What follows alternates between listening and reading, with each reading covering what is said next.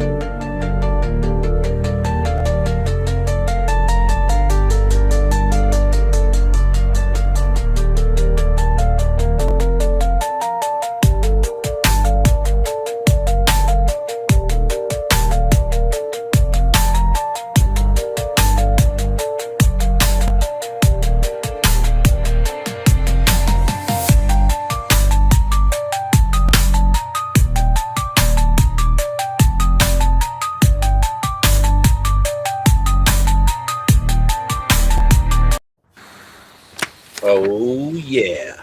What is up, everybody?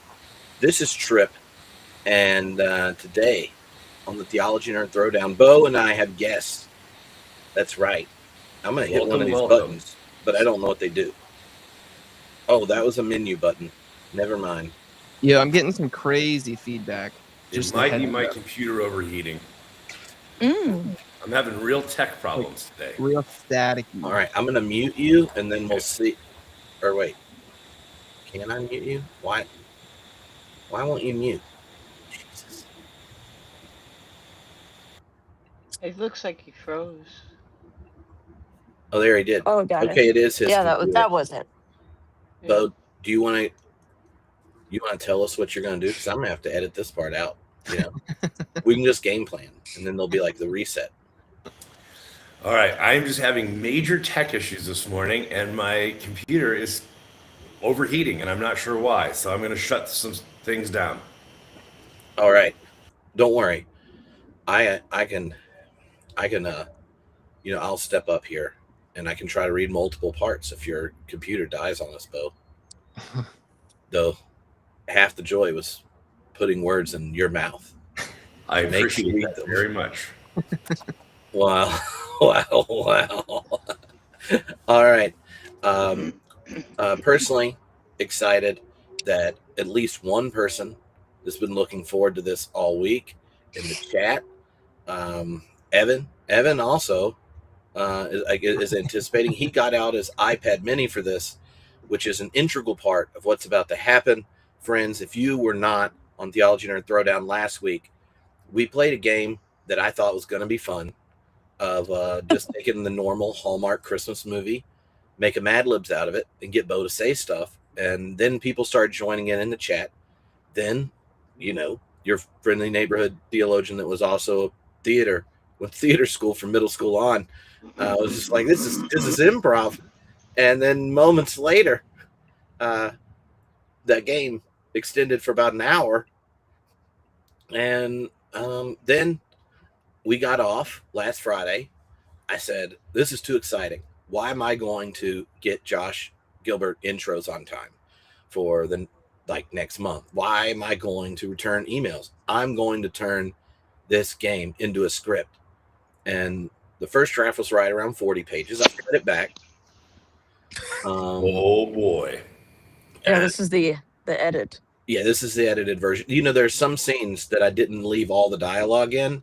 I just give summaries because I was like, these are the scenes with the most cheese in it. And I wanted those. I want us to perform the scenes with the most cheese. But so out of everyone's suggestions last week, no room in the end. The Theology Nerds Hallmark Christmas movie was born, and then, we had already planned for our Christmas celebration stream to be joined by Kate Flynn, who was in charge of Cigar Time at Theology Beer Camp last year, leveled it up to a new level. Bruh. Yeah. Yeah. It was really cool. It was great. It was really fun. I just got some video clips because we got a trailer for camp next year coming out. And one of them is a drone shot during the outside. It just looks like, they're like, man, they were so religious. Look at all the incense coming up. Yeah. It's like people playing cornhole, people at barbecue, eating barbecue. Then it's like flies over. It's like 100 people smoking cigars. 100 people smoking cigars. It's a lot of cigars. It's great. Smells and bells. Yeah, I think I handed out like 120-ish. Wow. I know that I was disappointed there were not more left over when we got done. No, I was blown away. I had to go back to the car to get more, which is a great problem. This is, but just that's my kind of Eucharist case. Yeah, no, that's the best for any event is having to go back to the car. Actually, that's so. a good time. Yeah, see, we got affirmation here. John was there. So Billy been laughing at the possibilities of this script. Is this going to be epic? We don't know if it's a fail or success or somewhere in between. But the amount of energy that went into this is inappropriate. So yeah, we're gonna basically go through this and then we're gonna hang out after. Tripp, after previewing the script, I just have to say, I think there's a real possibility that this could be performed at the Trump Kennedy Center for the Arts. Yes. Thank you. I'll drive over there when we're done and talk to them and see what they say. Yeah. Not too Thank far you. from them. I can't wait. So Josh Patterson is here. He's going to be playing Ted. Who you'll discover. I'm Felicia. Yeah, Did we Kate mention that? is Felicia. Everyone's favorite Episcopal deacon. Ted, her boyfriend. And then Bo's going to be the narrator because he's got the voice. I'm going to be playing Clayton and probably some of these random other characters that have a line or two. But off stage is Kate / Felicia's mom, Eleanor, played by chat regular and fellow lover of the Leaf, Lori. So welcome. Oh, hey. So this is a multi-generational theatrical production inspired by whoever happened to be in comments last week. Good job, All right. everybody. This is great. All right. I just hope it doesn't train wreck so much y'all decide to end it before it's done. Because there was a lot of that. I think we can pull it together. I think this is going to be great. Yeah, I like your confidence. Don't All right. underestimate us. Yeah. All right, Bo. All right, Bo. All right. Oh, when the scenes say int or out, Yeah. those are interior. It's script writing shorthand. I remember that from grad school. I mean, not grad school, from art school. So it's telling everybody that we're inside. That's what you mean?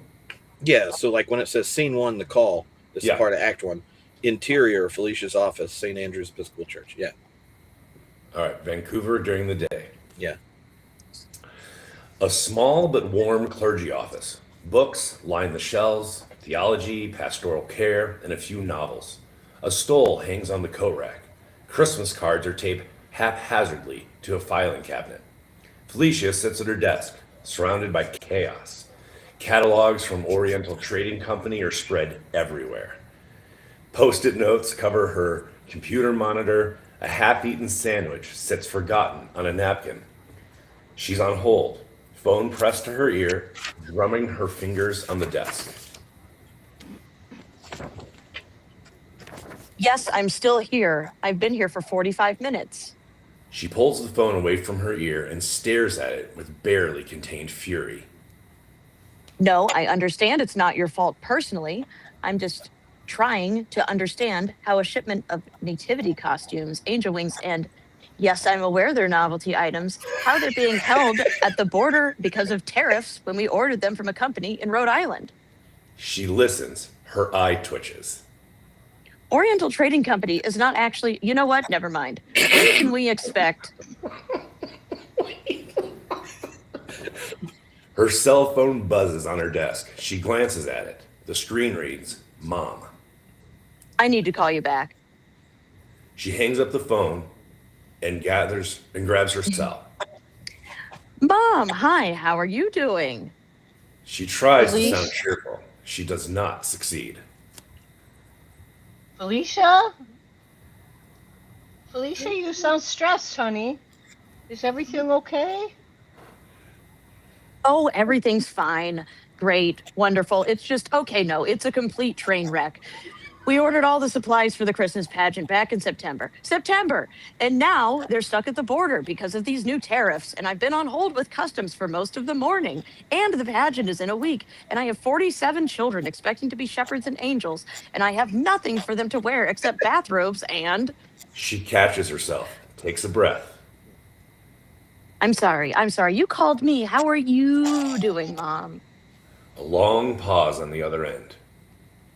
Well, honey, that's actually why I'm calling.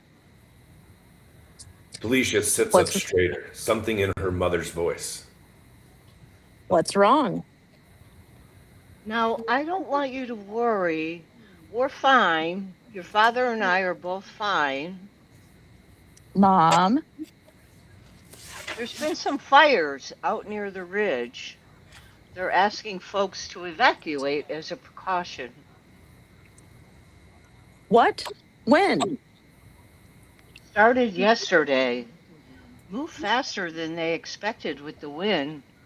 They're saying it could be a few days, maybe longer, before we can go back. Oh my God, are you safe? Where are you now? Well, we're at the community center. But honey, that's the thing. With Christmas coming and everyone trying to find places to stay, the hotels are full. Half the town's family is visiting, and the other half is evacuated. We're fine for tonight, but... She trails off. Mom, what do you need? I hate to even ask. I know how busy you are. It's the worst possible time for a minister. Mom, tell me what you need. We don't have anywhere to go. And I thought, well, maybe if you had any ideas. I'm coming. Felicia, no. You have your pageant. You have your congregation.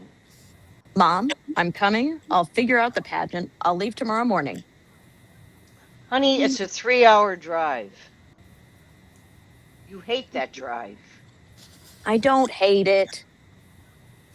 You called it an endless prairie purgatory the last time. I was being dramatic. You asked your father if we could move somewhere with, what was it? Topographical variety? Felicia pinches the bridge of her nose. I'm coming, Mom. Eleanor laughs softly. You remember how to get here, my city slicker daughter? Or should I send you a map? I think I can manage to find swift current. It's not like there's anywhere to get lost. Just prairie, prairie, prairie, and then town. That's my girl. A pause while Eleanor speaks again. Her tone shifts, lighter, probing. So, speaking of things you've been avoiding. Mom? How's Ted? Ted is great. Ted is great. That's what you said the last time. Because it's still true. When do we get to meet this great Ted? Felicia shifts in her chair. Soon. I promise. It's just he's busy. Regional sales manager, his schedule is... Too busy to meet your parents? Well, he's not too busy. It's hard to get enough time on his schedule to make the trip to Swift Current, but I will fit you in when I get there, I promise. A loaded pause. Have you told him yet? Felicia closes her eyes. Mom? Felicia, it's been 17 months. If he doesn't know you're I will share more when I get there, okay? Right now, I need to focus on getting to you and Dad and figuring out where you're going to stay. All right, all right. I just worry about you. I know. Be safe, okay? I love you. I'll be there in the morning. I love you too, honey. Drive carefully. Watch for deer. Felicia hangs up. She stares at the phone for a moment. Then she looks at the chaos of Oriental trading catalogs spread across her desk, the half-eaten sandwich, the Christmas cards. She picks up her office phone and dials. Hi, Janet. It's Felicia. I need you to take over the pageant. She holds the phone away from her ear as Janet's voice raises in panic on the other end. I know, but my parents need me. And Janet, about the costumes, you might need to get creative with bathrobes. End of scene. Scene Josh. 2. Josh, you be the barista. Okay. Internal Swift Current coffee shop day. A small town coffee shop trying its best. Christmas decorations that haven't been updated since 1998. A chalkboard menu with surprisingly good handwriting. 3 tables, all empty except for one occupied by an old man reading the newspaper. Felicia pushes through the door, looking exhausted. She's been driving for 3 hours. Her hair is escaping its clip. She has the glazed expression of someone who has seen too much flat land. She approaches the counter, scanning the menu without really seeing it. Hey, what can I get you? Flat white skim milk, please. She pays, then moves to the pickup area, pulling out her phone. She's texting her mother. Here, where should I meet you? At the other end of the counter, Clayton waits for his order. Dickies, red and black flannel, sleeves tapered to show off his arms, a few days of stubble. He looks like he could either fix your truck or wrestle a bear. Possibly both. The barista sets a drink on the counter. Flat white, skim. Felicia grabs it without looking, takes a sip, and turns right into Clayton, who's reaching for the same spot where the drink was. They collide. Coffee splashes. Felicia stumbles back. Oh God, I'm so sorry. Oh, no, I think that's actually mine. Felicia looks at the top of her hand, then at Clayton. What? Flat white skim. That's my order. Felicia stares at him. That's my order. The barista leans over the counter. Yeah, you both ordered the same thing. Hers is still coming. A beat. Felicia looks mortified. She thrusts the cup towards Clayton. I'm so sorry. I wasn't paying attention. Long drive. I'm not usually like this. She gestures vaguely at herself. Disoriented? I was going to say rude, but sure. Clayton laughs. It's a good laugh, warm and easy. Keep it. I'll wait for the next one. No, I couldn't. Really, it's fine. I'm not the most observant person, but it looks like you need it more than I do.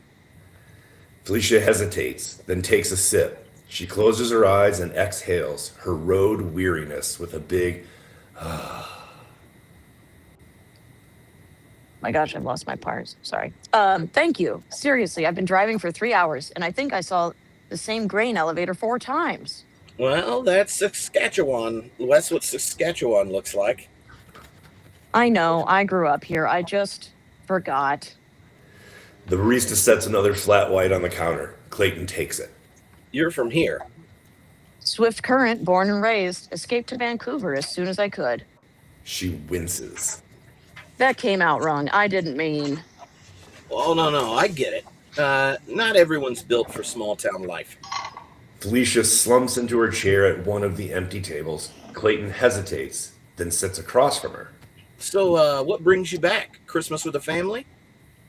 My parents, they had to evacuate because of the fires. I'm trying to figure out where to put them. But apparently, every hotel room in town is either booked for Christmas or filled with evacuees.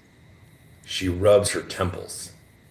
I've called every place I can think of. There's literally nowhere. It's like... She stops, laughs humorlessly. There's no room for them in the inn. Giggles in italics. I'm not doing that. Sorry, you don't need to hear my problems or my corny Christmas jokes. You're a stranger I stole coffee from. Maybe I should. Sorry. Anyway, Hey. we're working on it. You didn't steal it. I offered.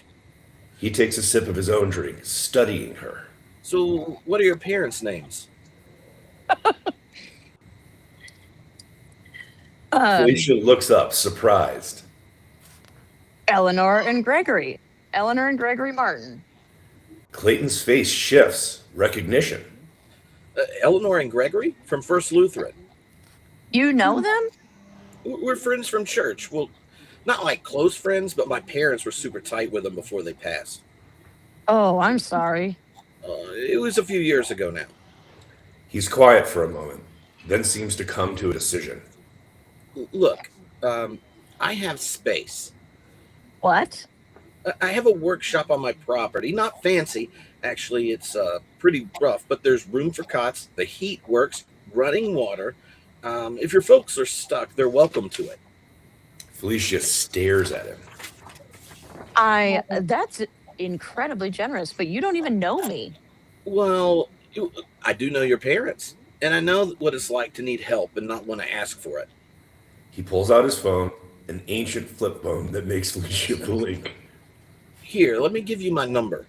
He rattles off the digits. Felicia enters them into her phone, still looking slightly stunned. I know this is a little forward, giving my number to a lady I just met, but at least you have a little sense of humor. He grins, self-deprecating, charming. But I promise, I am not a serial killer. Just a guy with too much space and not enough company. I don't know what to say. Are you sure it's not an inconvenience? Not even a little. He stands, picking up his coffee. Give your folks a call, and then let me know what they decide. The offer stands. Thank you. Seriously, I don't even know your name. He extends a hand. She shakes it. Clayton Johansson. Felicia Martin. Clayton pauses. Something flickers across his face. Recognition, nostalgia, but it passes for Felicia. Can place it. Good to meet you, Felicia. I'll be around. He heads for the door, then turns back. Oh, and Felicia. Yeah. Welcome home. He pushes through the door and is gone. Felicia sits there holding her coffee, looking at the number in her phone. She doesn't recognize him, but something about the encounter has shaken loose a feeling she can't quite name. Her phone buzzes. A text from Eleanor. Where are you, honey? Felicia types back. Coffee shop. I might have found us a place to stay. I'll explain it when I see you. She takes another sip of her flat white, his flat white, and stares out the window at the endless Saskatchewan sky. Ooh. Next act. That is a perfect Hallmark cheesy meeting right there. That's what I'm talking about. It was a meet cute for the ages. Meet cute for the ages. Beautiful work. That was good writing. No, truly. And good acting. Salute. Yes. I mean, the way you did the giggles in italics really leveled it up. Like Yeah, if you had saw it and done a cheesy giggle and then gone back into it, not nearly as funny as resisting the desire to fake Just giggle. literally criticizing the actual text. Well, it is a theology podcast, so. Yeah. Critical engagement with the text is a sign Right. of nerdy fiction. Yeah, that's my heritage for sure. Yeah. All right, take us to the taxidermy workshop, Bo Daddy. There we go. Felicia and her parents settle into cots in Clayton's barn/workshop, surrounded by mounted animals and taxidermy. While Felicia is outside on the phone dealing with church business and stress smoking a cigarette, even though she quit until she started the drive home, a hunter drops off 3 deer carcasses. She's horrified. She soon learns Clayton hangs the deer on an old swing set frame, which he calls the outdoor cooler, since it's cold enough in December. People keep dropping off deer, and she has no idea why. Eleanor is unpacking a small bag, the things she grabbed when she evacuated. I couldn't leave my favorite pictures. She spreads them carefully on the cot. One photo catches Felicia's eye. It's her and Clayton at 5 years old in a Christmas pageant. She was Mary, he was Joseph. They were in confirmation class together. Everything clicks. Eleanor's eyes grow tender. She tells Felicia that Clayton's parents died years ago in a car accident. We were so close to them, and Clayton, he's grown into a man of their prayers. They would be so proud of him. She pauses, looks out towards the workshop. I know they're watching him with deep joy. Felicia is moved, but doesn't know the full story. There's a knock on the workshop door. Clayton pokes his head in. Hey, I could use an extra set of hands this afternoon if you're free. Let's feed some hungry neighbors. Come on. Felicia glances at her parents. Eleanor gives her an encouraging nod. Sure. She's not entirely sure what she's agreeing to. What follows is a crash course in Clayton's world, a test of Felicia's vegetarian resolve. First, they head off to the outdoor cooler and the old swing set frame behind the barn. A truck has just dropped off several freshly tagged deer. Clayton hands her a rope. Just help me get them up. Gotta let them drain. Felicia tries not to freak out, and she tries to hoist the carcass onto the frame. The December cold bites her fingers through her gloves. Steam rises from the animals. She focuses on breathing through her mouth. Next, Clayton sets up his butchering station. He works with quiet efficiency, breaking down the deer into manageable cuts. Felicia finds herself holding portions steady as he works, something she never imagined doing, but Clayton's calm demeanor makes it feel almost normal. You're doing great. You know, most people from the city can't handle this part. I am trying very hard not to think about what I'm holding. He laughs, a warm, easy sound. When the butchering is done, Clayton wipes his hands and nods towards the barn. Come on, I want to show you something. He leads her past the workshop to a large outbuilding. Inside, the reindeer, 8 of them, calm and massive in their stalls, their breathing fogged in the cold air. And in the corner, a beautiful old wooden sleigh, polished and ready. That is for the Christmas parade. We take kids from the hospital for rides. My parents started it. Before Felicia can respond, something small and curly rockets out from between the reindeer's legs.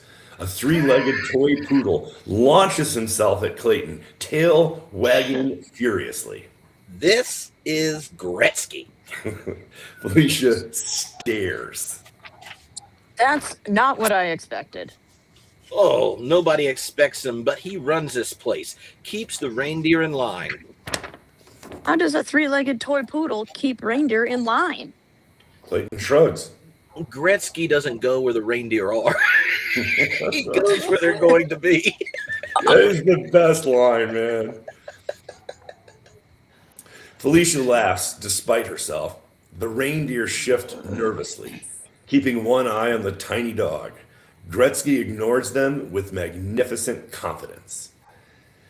She's beginning to see it now, how everything here connects. The deer that become the meals for the families in need, the reindeer that bring joy to sick children, the man who holds it all together, quietly, without fanfare. She still doesn't understand the full picture, but she's starting to. Back in Vancouver, it's the Sunday before Christmas. Felicia's car broke down completely, so Clayton drove her back to the city for her church's Christmas pageant.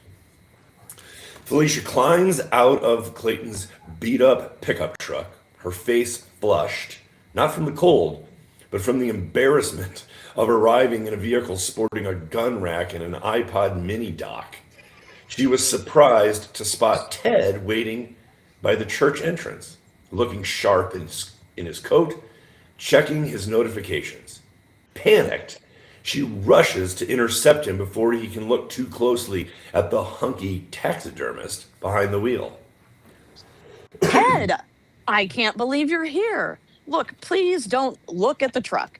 That's Clayton. He's nobody. Just a guy from my confirmation class 30 years ago. My car died completely, and he was the only option to get me here on time. It is wildly inconvenient, but I had no choice. Ted glances at the truck. Clayton looks rustic. Is that a gun rack? Oh, it's worse than that, Ted. He's a taxidermist. The whole situation is a nightmare. I'm stuck sleeping in his workshop on a cot surrounded by the glass eye of future stuffed animals and sawdust and the smell. People just keep dropping off dead deer at his place. It's basically a meat locker. As a vegetarian, I am crawling out of my skin. It's so foreign to everything we value. I just need to get through this pageant and help my parents get settled so I can get back to the city to stay. Ted pauses thoughtfully. Wait. He takes the deer people drop off and then does what with them? He cooks them. He calls it Roadkill Cafe or something ridiculous. He makes chili out of them to feed to the town because the fires have displaced everyone. It's good and gruesome. Ted nods slowly with unexpected admiration. Actually, Felicia, that's incredibly principled. It reminds me of Mark Zuckerberg. He famously said he would only eat meat he harvested himself. It's about taking responsibility for the food chain. Plus, consider the suffering of the deer and the population gets way too big and they starve.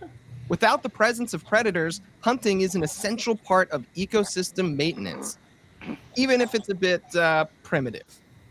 What? Look, he may be a backwoods brute from the town you escaped, but he's feeding people. Wouldn't Jesus like that? Plus, he was friends with fishermen after all. Felicia blinks, completely thrown off by Ted's sudden theological pivot. I suppose. I think I should meet him. He sounds like a man who truly understands the hustle. In the church foyer, just as Ted finishes his defense of the Roadkill Cafe and adjusts his cuffs, a frantic pageant organizer grabs Felicia by the arm. Felicia, disaster! The narrator just threw up in the vestry. We have no voice for the angelic narrator. We have no one to move the story along. Felicia's eyes widen in panic. She looks around the chaotic room filled with shepherds and angels, seeing no viable options. Ted steps forward with his corporate can-do attitude. Is there anything I can do to help? I do presentations all the time. Desperate, Felicia thrusts a leather-bound folder into his hands. Yes. You just have to read the highlighted sections, loud and clear. That's it. Ted opens the folder and scans the text. His confident sales demeanor falters slightly as his fingers trace the ancient names. Felicia? There are like a lot of weird names and towns in here. Quirinius? Judea? Zachariah? I haven't been in a church since I was a kid. I don't know how to pronounce any of this. Felicia grabs his shoulders, looking him dead in the eye, channeling every bit of her clergy experience. Here's a trick of the trade. No one else knows them either, so say what you say with confidence. If you commit to it, they'll believe you. Ted nods, straightens his tie. Confidence. Got it. I can sell this. He marches towards the sanctuary, utterly unaware that he is about to mispronounce everything confidently. What follows is a glorious disaster. Ted butchers every biblical name with unwavering conviction. He reads stage directions out loud. Herod enters, looking menacing. He doesn't stop at the nativity. He keeps reading right into the slaughter of the innocents. The children, having been told to follow the narrator's lead, start acting it out. Parents gasp. A shepherd and a wise man tag team a soldier trying to find a toy baby to stab. A 4-year-old angel is knocked into the Advent candles, igniting her halo and breaking the Christ candle. And yet, somehow, at the end, when the script prompts him to share the meaning of Christmas to you, Ted sets down the folder. He looks out at the congregation, at Felicia standing in the back, mortified, and speaks from his heart.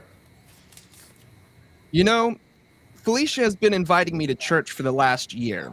I've always made excuses. Too busy, too tired, didn't really see the point.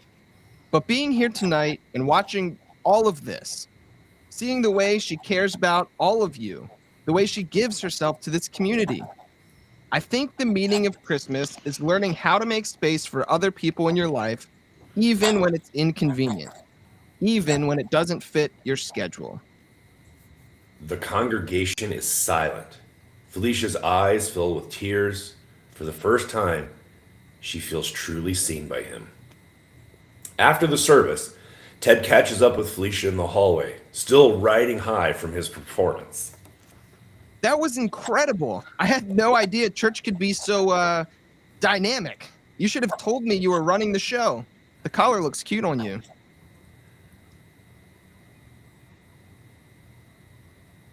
Sorry, I muted myself. I tried to get you to come over for a year, Ted. I know. But I'm here now. And listen, I want to come up to Swift Current for Christmas. Meet your parents. See where you grew up. Felicia hesitates. Really? Absolutely. Just text me the address. I'll drive up on Christmas Day after I see that family in the morning. She nods, still processing. Then Ted keeps talking. You know, this whole experience has really sparked something in me. I've been getting into faith stuff lately. Have you heard of Jordan Peterson? Good. Whole thing about biblical Hold on, stories. Josh, and start over so I can get a clean version for the audio.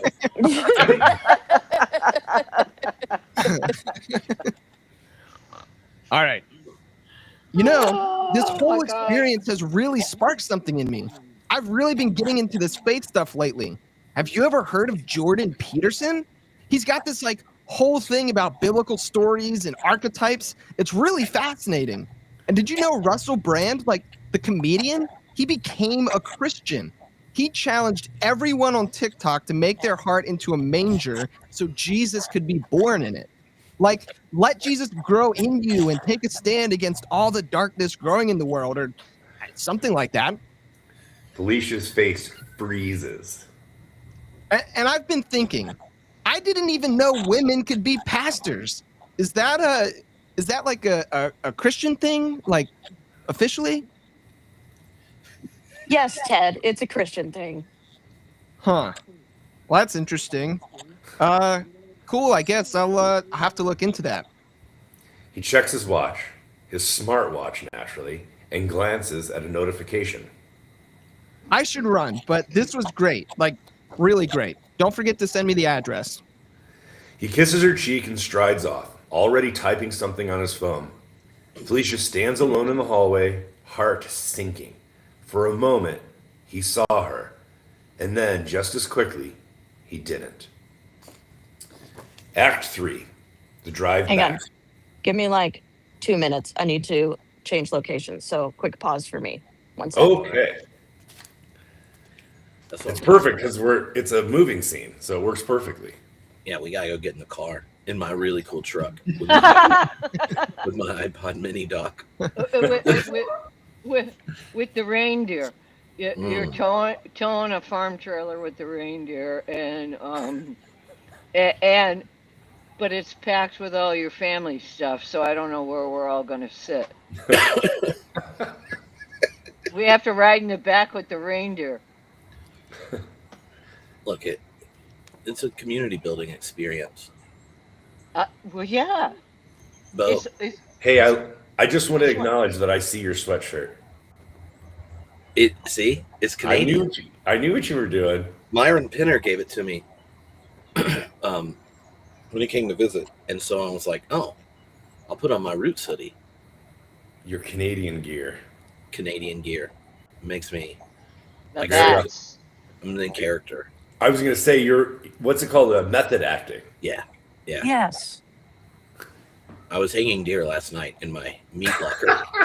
But like for Jesus, for the Lord. It's all right. All right. Now, did you actually have to look in Tony's book about like hanging the meat? And, No. I grew up in the country. Well, me too, but I hated when I would go to bed and wake up in the morning and there was a deer by hanging the time from I the woke back. up Yeah. from my swing set. Go swing. Are we ready? We I are. hope, Thank I you. hope Thank so. you, everyone. I hope so. I think everyone's ready. Are you, Kate? Are you in your personal cigar lounge? No, this is the shop that I worked retail in before Oh. I got my rep job. And so I still have they haven't turned my key fob off, so I could still get in. Oh, But hilarious! yeah. It looks very authentic. Well, good. Thank you. It's the place I go when I'm off work, which is insane, but true. Like That's funny. I come smoke other cigars here. You're committed. I am. No, I'm a degenerate for sure. Yeah. Oh, it's deep. It's deep. Yeah. It's almost like a sacrament to you. I mean, yeah. No, it's the line. Here's a fun fact from my girlfriend who doesn't smoke cigars. This is her line, so I have to give her credit. The line for cigar degeneracy ends/begins when you stop counting the number of cigars you smoke in a day and you start counting the number of hours. Also, don't count any of these things. That's really, you don't want to know. You don't want to know. I don't want to know. So, Wow. fun facts. Yeah. Yeah. My father would have joined your cult. Well, good. He's my target demographic, so that would be Yes, perfect. He really Yeah. is. Yeah. Yeah. I'd get him some Macanudo. We could work with that. He was the head of the Doctor of Ministry program at the denominational seminary, and he estimates that he introduced over 300 people to cigars. Oh, Thank you doing for the your Lord's service. work. Honestly, that's the kind of guy who deserves a hookup. All right, Bo. All right. Now we're gonna have a heart-to-heart in the car. This is. All right. I hope the Yes. cheese level's high enough for this. All right. The sound. We've got road noise. We've got road noise in the background. You ready? On the ride back to Swift Current, Felicia confides in Clayton about her confusion over Ted. He listens with empathy and offers unexpected wisdom. If he's just now having a religious awakening, you don't know where he'll end up. God meets people in different places. She's struck by his insight. You sound like you know something about that. Clayton goes quiet for a moment, then opens up. My parents gave me a book right before they died. It was called The First Christmas by John Dominic Crossan and Marcus Borg. Do you know that? I'm an Episcopal priest, Clayton. Of course I know it. Well, they gave it to me that December. I think they knew I was drifting. I had been for years. I didn't read it. I just threw it on the shelf and figured I'd get to it eventually. 2 weeks later, they died. I'm so sorry. Car crash. Hit a deer on the highway. A deer, of all things. The weight of that irony hangs in the cab of the truck. Before they died, I was, I don't know, a mess, I guess. Called myself a heathen thrill seeker. Thought it was funny. What does that mean? It means I was better friends with Jack Daniels than Matthew or Luke. Felicia lets out a small, sad laugh. I hadn't been to church in years. Hadn't thought about God in longer than that. My folks never pushed. They just, lived it. Every day. I figured that was their thing, not mine. What changed? Well, that Christmas, after they were gone, I was alone, really alone. I didn't know what to do with myself, so I picked up that book, the one they gave me. I didn't know what to expect, probably nothing, but I started reading it, and it was like someone turned a light on. What do you mean? Well, Borg and Crossan, they talk about the nativity stories, how they're not trying to be history, they're trying to tell you something true about who Jesus was, about what his life meant, and I realized that, I'd spent my whole life thinking I had to choose, either believe it all literally or throw the whole thing out. But they were saying there's another way. You can take it seriously without taking it literally. I guess I just cracked something open to me. I can't explain it any better than that. You don't have to.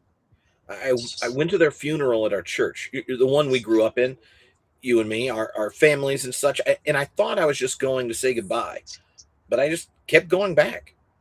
At first, it was about them, being in a place they had been, sitting in their pew, singing the songs they sang.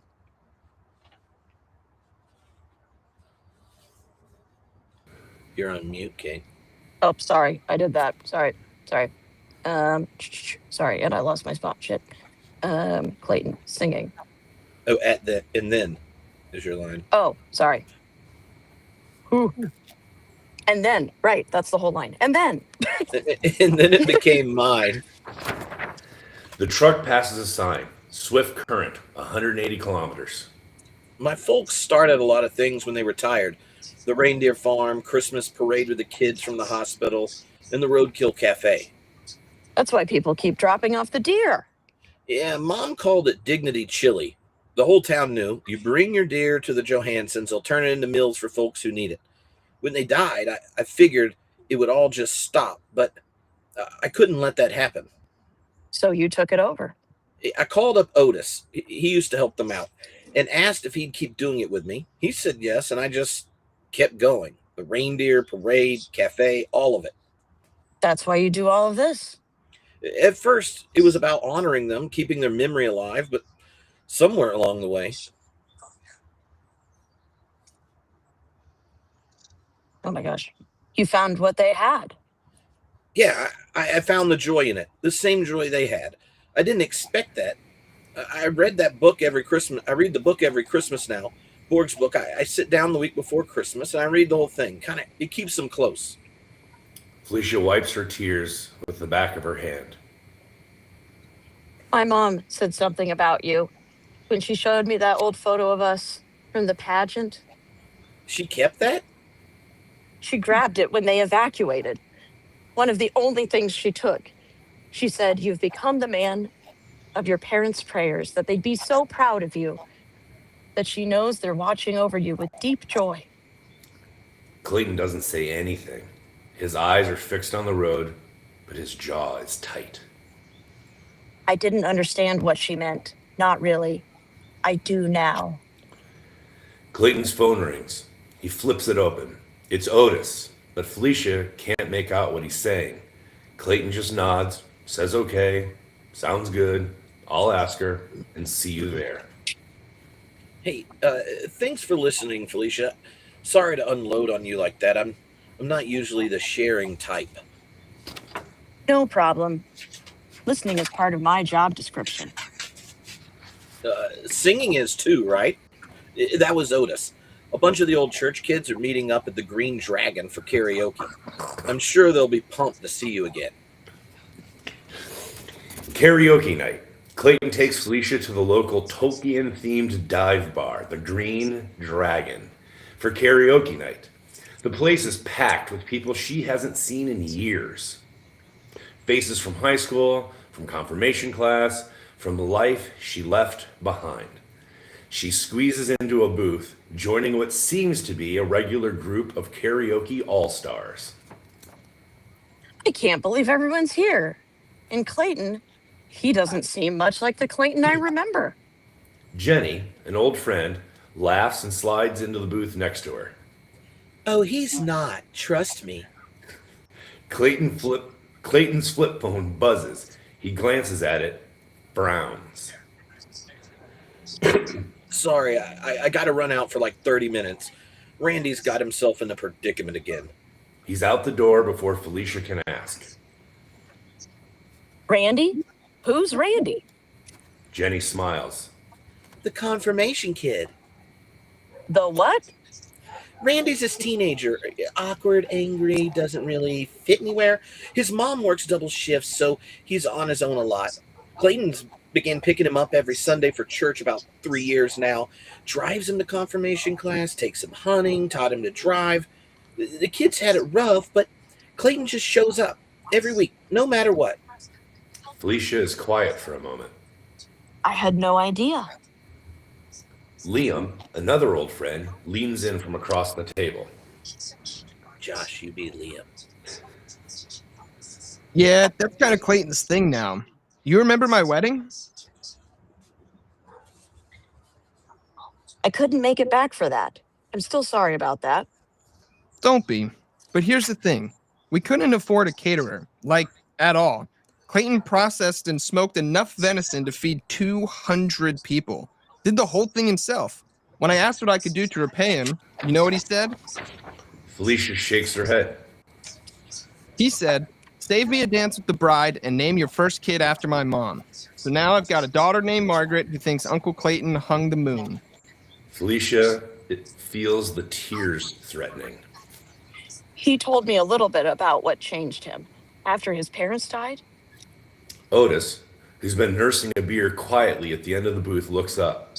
He's a little older than the rest of them, someone Felicia remembers from around town but didn't know well growing up. I really didn't know Clayton before. I knew his folks, though, helped him out at Roadkill Cafe sometimes. After they passed, I figured the whole thing would just stop. But Clayton called me, asked if I'd help keep going, and well, we've been doing it together ever since. He takes a sip of his beer.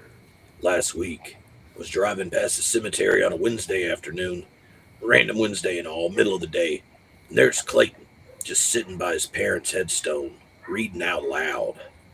Felicia's breath catches. I pulled over, asked if he's okay. He said, yeah. Said he reads them every year, the week before Christmas, tells them about the year, what's been happening, who's helped. And he was reading from that book, the one about Christmas and such, and said he likes to ask them what they think. The table is quiet. Felicia wipes her eyes with the heel of her hand just as the door swings open and Clayton walks back in, stomping snow off his boots. Randy's fine. Truck was stuck. Again. He slides back into the booth, notices the silence. What'd I miss? Nothing. Clayton narrows his eyes, then shrugs. All right. Who's up for karaoke? He heads to the stage, and when his turn comes, he grabs the mic. So, Felicia's came up here to help her parents with the fire evacuation, and a lot of us hadn't seen her in years. I just want to say it's really good to have her home. He dedicates the song to her. Then the opening riff of Georgia Satellites, Keep Your Hands to Yourself, kicks in, and the whole bar loses it. By the final chorus, Jenny and Liam have dragged Felicia up on stage, and the whole group is belting it out together. Arms around each other, completely off key, completely joyful. The song fades, the scene lingers on Felicia's face, laughing, crying, home. Later that night, Felicia finds a note on the workshop door from her parents. We're asleep, please be quiet. Gregory, her dad, wakes up at the slightest sound. Clayton offers his place instead. She hesitates.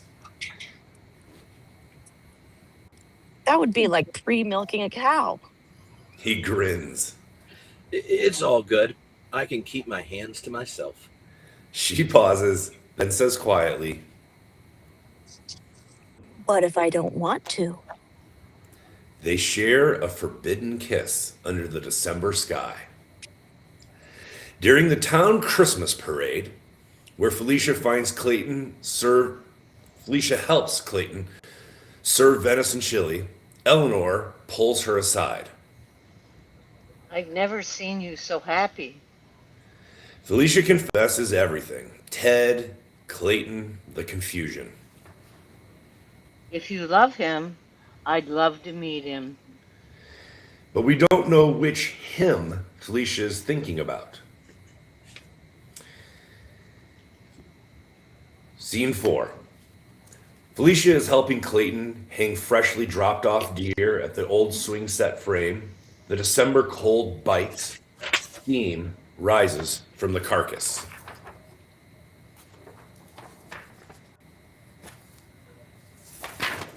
Oh, sorry, I switched pages. I'm sorry. Her phone. No, you're good. Her phone rings. She glances at the screen, frowns. It's my bishop. I should take this. She steps away, wiping her hands on her jeans. Hello? The bishop has heard about the fires.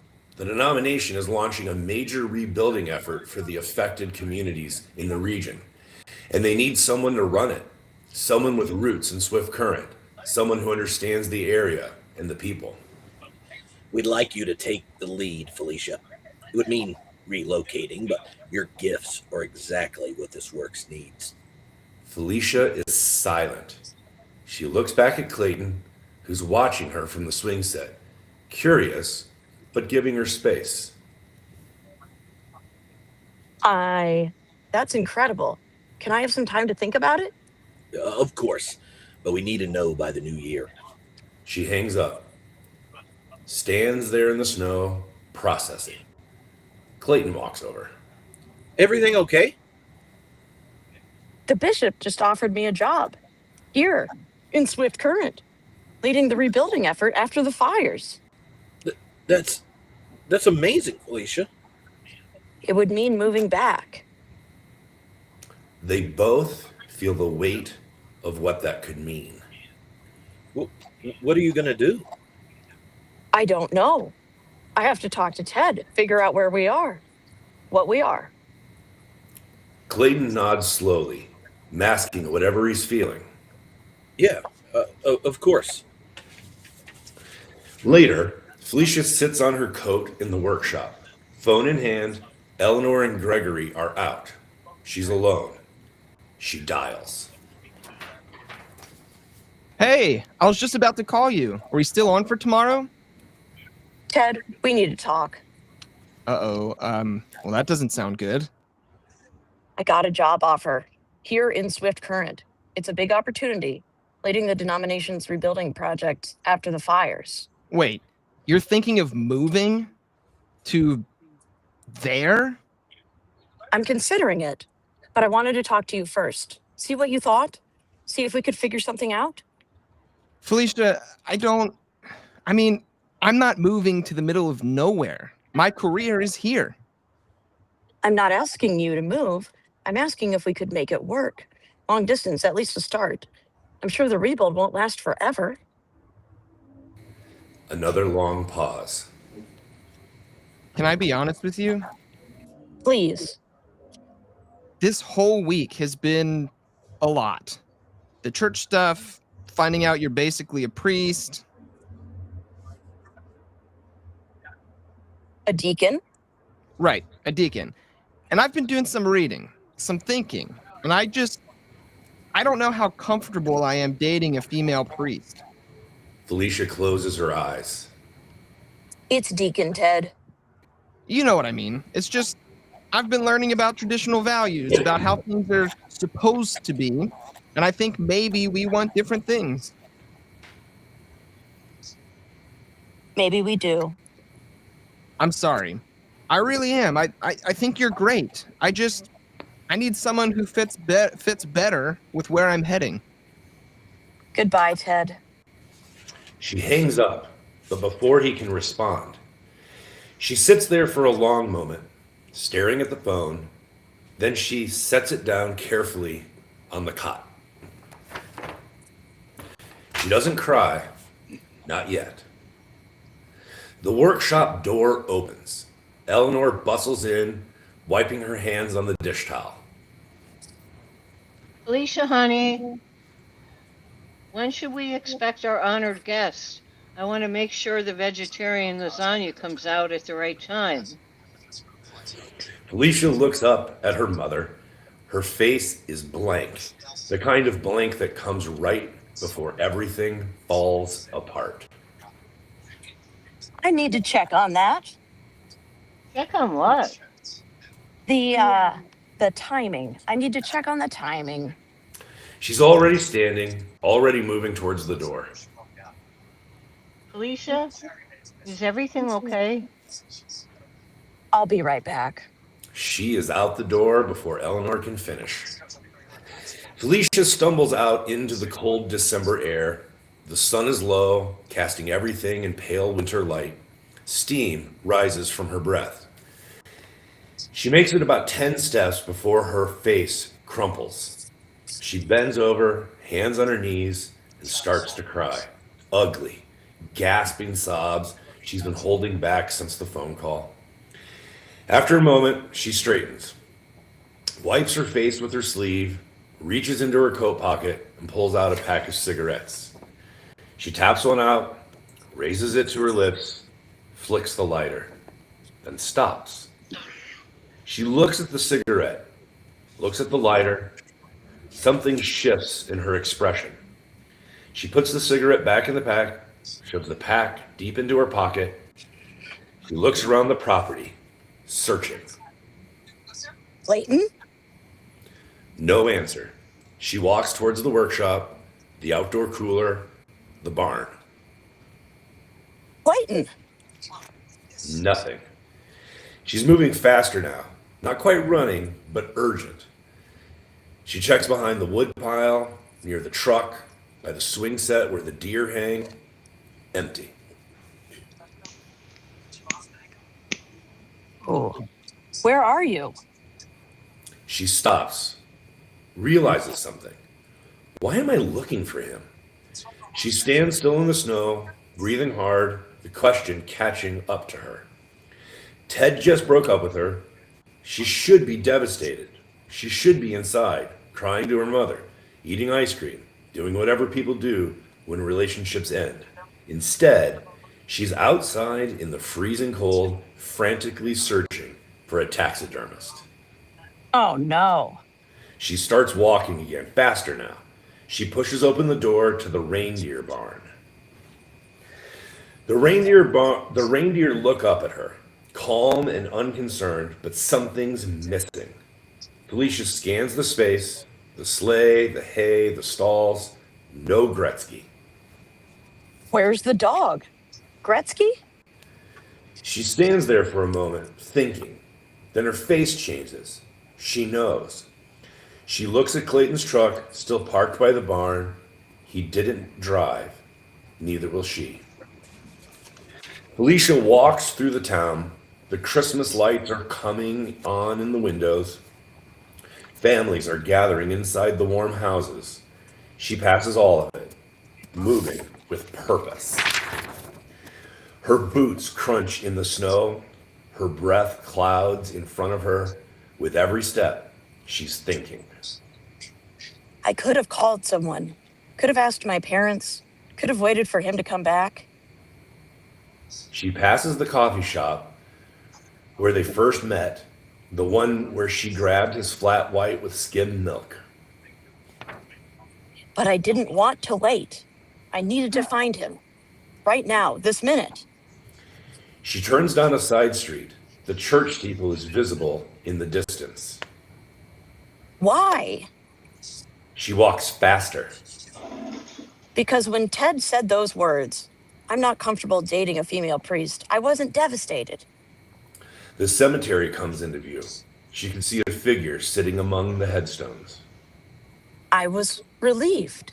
She stops at the cemetery gate, takes a breath. And the first person I wanted to tell was him. She pushes through the gate. Snow covers the headstones. The light is fading, turning everything blue and gold. Felicia walks through the cemetery, following footprints in the snow. Her heart is pounding, and not from the walk. Clayton sits on the frozen ground in front of two headstones, side by side.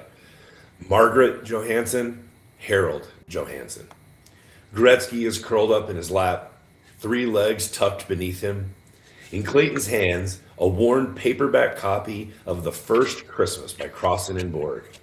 He's talking, not reading, just talking.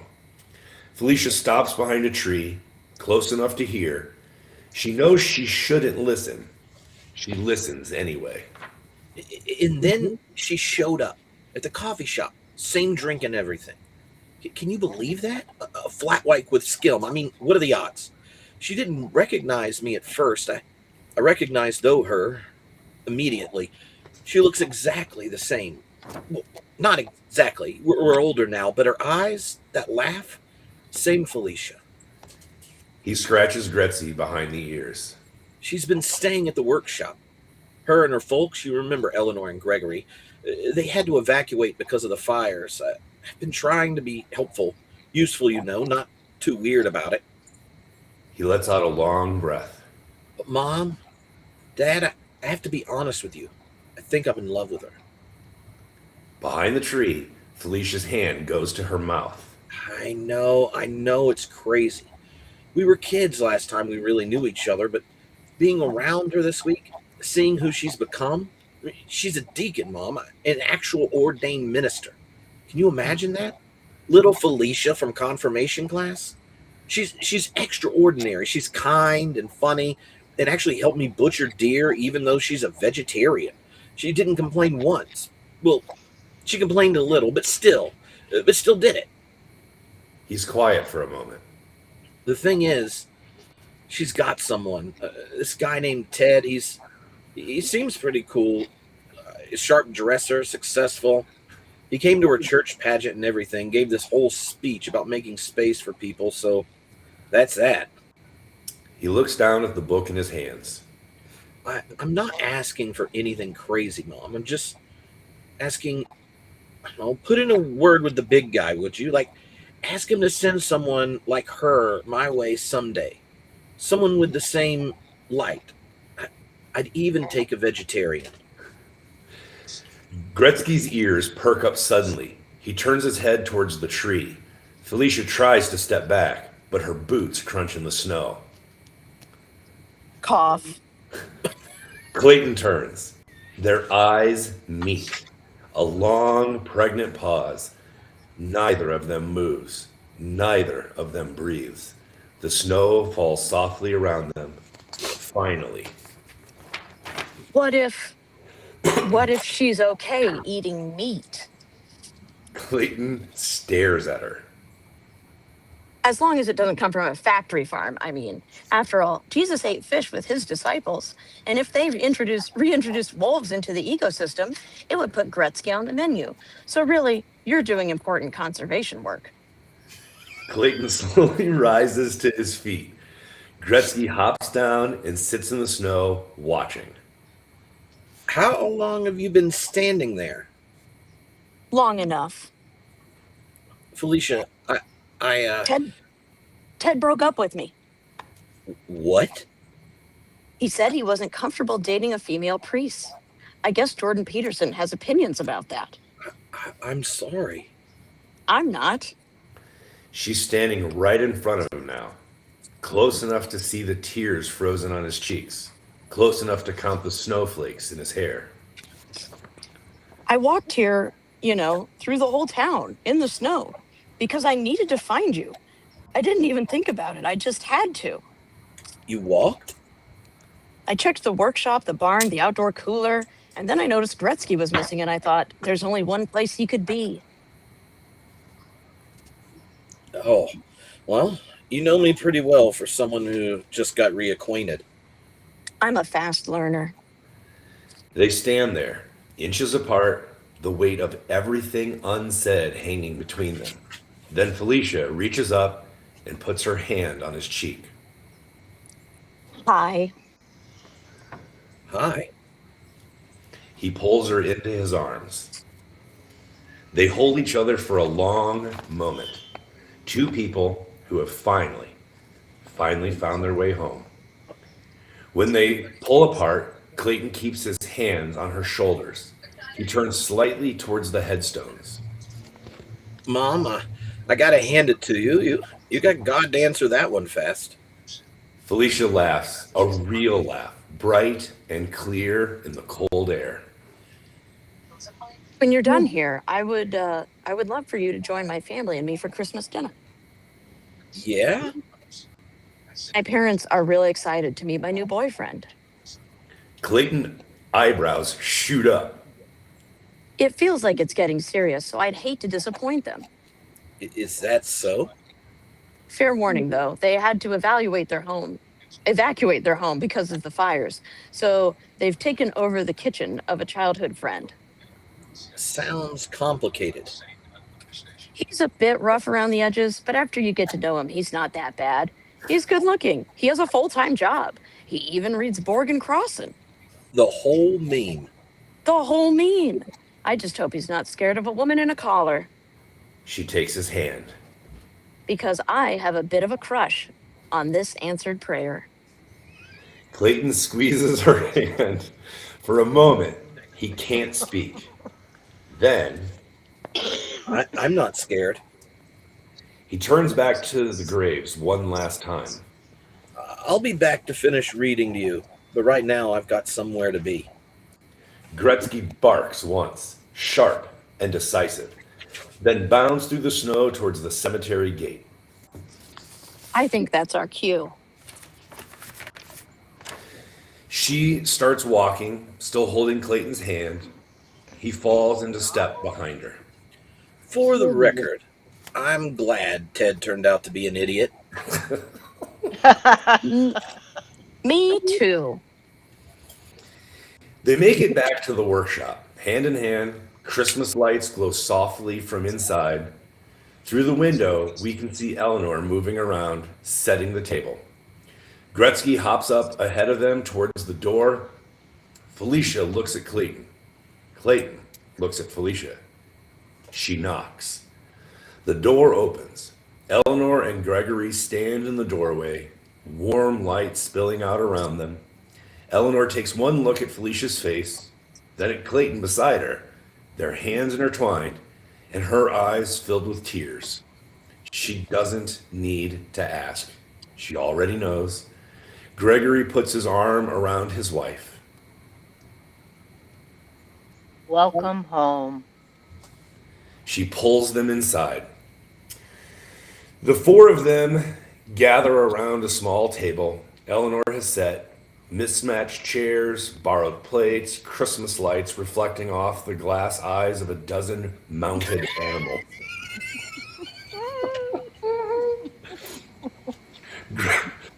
Gregory says grace.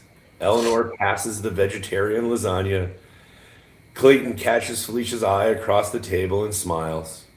Gretzky curls up by the door, watching over them all. The camera drifts across the room, past the Christmas tree on the workbench, past the jar of glass eyes, past the window frosted with snow, and comes to rest on Eleanor's small bag of treasures, the things she grabbed during the evacuation, the things she couldn't bear to lose. On top of the bag, propped up against the lamp, is a photograph. The camera pushes in slowly. Two children in costume, a little girl in a blue veil, a little boy in a brown robe, Mary and Joseph. Felicia and Clayton, 5 years old, standing in front of a manger in a church basement 30 years ago. They didn't know it then. They couldn't have known. But maybe someone did. Fade to black. Epilogue. 1 year later. Felicia has moved back to Swift Current to lead the community rebuilding effort for the denomination. She didn't have to choose between her calling and her heart. She and Clayton serve Dignity Chili together at the new community center they helped build. Gretzky, the three-legged poodle, supervises from his usual spot, keeping one eye on the reindeer, or rather, on where they're going to be. The reindeer farm thrives. His parents' legacy continues, now theirs together. They are watching over them both with deep joy. Man, that was fun. Credits. Tripp, I that thought- was really good, man. I thought we were going to get to sing the Oh. Georgia Satellite song. I got a little hang in my pocket going jingle. Ding-a-ling-a-ling. Oh yeah, that's what I'm talking about. This is fun, and Kate and Josh and Lori, thank you for Yes. joining into the Thank you experiment for having here. us. It was a blast. Oh yeah, oh yeah. Well, that was something. That was something. Golly. You know, I had no idea how long it would take to read 30 pages. I truly didn't have the ability to estimate. Yeah. No, I was nervous. I was, like maybe this will take 4 hours. I don't know. Like, Yeah. How long does it take to read 30? I don't know. I actually brought backup coffee just in case. That's so. Oh, I dude. brought like 4 cigars in because I was just like ready. Josh, what happened to your hand? I broke it. Professional wrestling? Yes, we'll go with that because it's a much better story. Good. Or if you want the truth, I'll tell you what I told the doctor. In a time of extreme overwhelm, I thought that it was a good idea to test the durability of my refrigerator. Uh-oh. And it turns out the refrigerator is significantly more durable than my hand. So now you don't have to test it yourself. Good to know. Good to know. Yeah. So I punched a fridge when I was 19. I look like I'm 19, so. I was dating somebody who was more comfortable with awkward silence than I was. And we were having a late night disagreement on the phone, and she hung up on me. And not knowing where to go with my pent up energy, I unleashed my right hand on the fridge, and that didn't go well. Yeah, it's not recommended. I fractured the 5th metacarpal bone at its base. Look at this. Yep.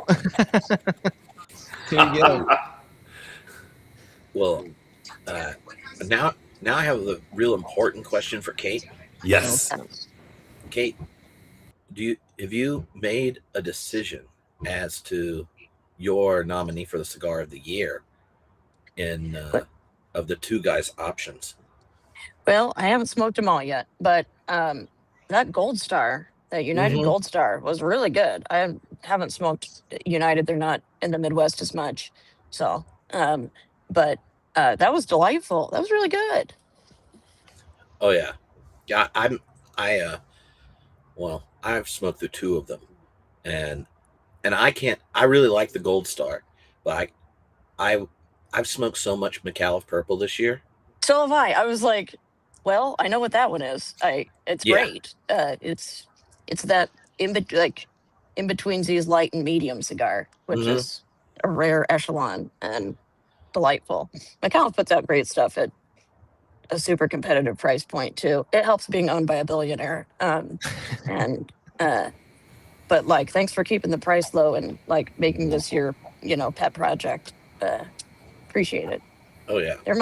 I smoke those in the car all the time because they sell for like, I don't know, like $8.75 for a Toro in this area. Oh. And like, it could take the abuse of the car, right? Which is most of my life. I did some math last night. In 8 months, I have driven 36,500 miles. Holy shit.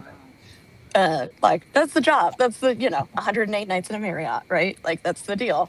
They take very good care of me. That's all I can ask for. Wow. But I've smoked a lot of McAuliffes and other things in that time. That's what the car is for, is smoking other people's stuff.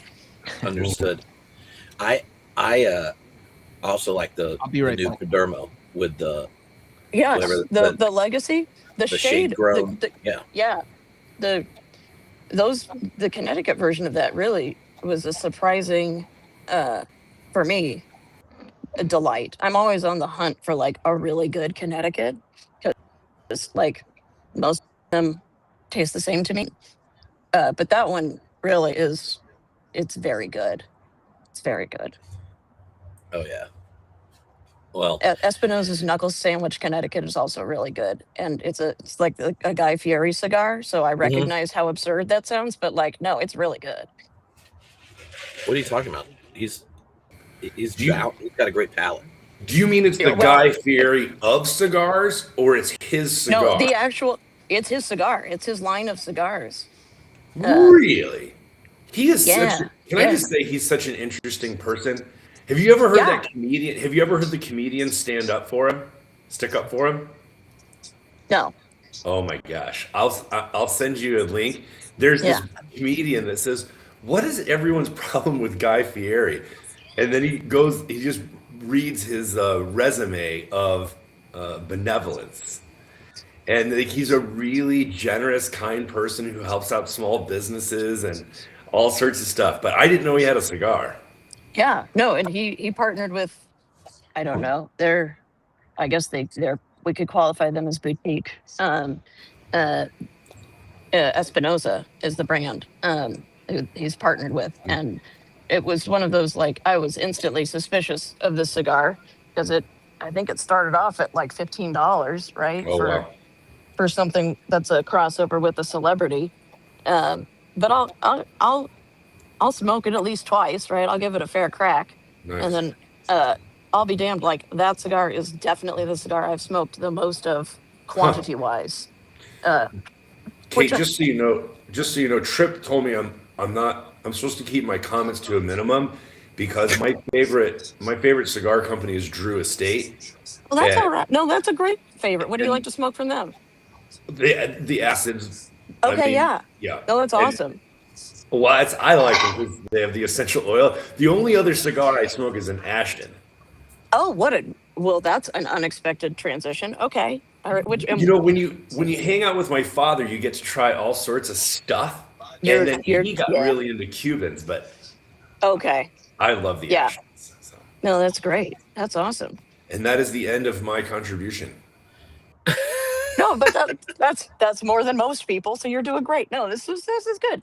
Ashton is like an old head cigar at this point. But I like the Aroma de Cuba line from them. Just solid stuff. Solid stuff. In college, we did Romeo y Julieta, Yep. Ashton's, and I'm trying to remember the one that we did. Oh, Acid. Yep. We liked the Acid cigars because I guess like the wraps were flavored or whatever. It has a sweet wrap on it. Yeah, I remember going to a cigar shop one time, and the guy working behind the counter was like this grizzled old man. Mm-hmm. And he like put cigars on the counter. He was like, "Now you boys aren't going to go smoke marijuana out of these, are you?" Does it you even matter? We're gonna I pay mean- fucking $12 for this Yeah. cigar to take the tobacco out and smoke weed out of it. Like, no, that's Yeah, what gas there stations are. are. Yeah, But no, that's What's- not what we were doing. that's not what we're doing. Yeah, that's awesome. Whenever I get sent flavored cigars to review, I just give them to my dad. There you go. I'm like, you can tell me what you think. No, they're like When They I sell accidentally super get well. one and don't know, I know they sell well. I'm very glad that it helps keep cigar Right, same. companies in business. yeah, keep us It- afloat, but it's not for me. That's okay though, right? Not for you. That's Yeah. how I feel about hazy IPAs. Yeah, I'm like, can't we just have West Coast ones? But if it gets Yeah. a lot more people to buy craft beer, so they stay in Sure. business, I'm like, that's reasonable. You do you. yeah, yep. But when I get sent some of those unbanded ones, and it's like, oh, we want you to do a blind review of this, and I put it in my mouth, and then I realize that junk is sweet. I'm like, oh God. No, what did I do? Like, Well, why I did you mean- do this to me? It's gonna take an hour before I can taste another cigar. oh, for And sure. How am I supposed to read my books and return emails if I don't have a quality cigar with me? Yeah, if I'm not smoking, I can't work. I mean, like just straight up, right? Like that's these things go together.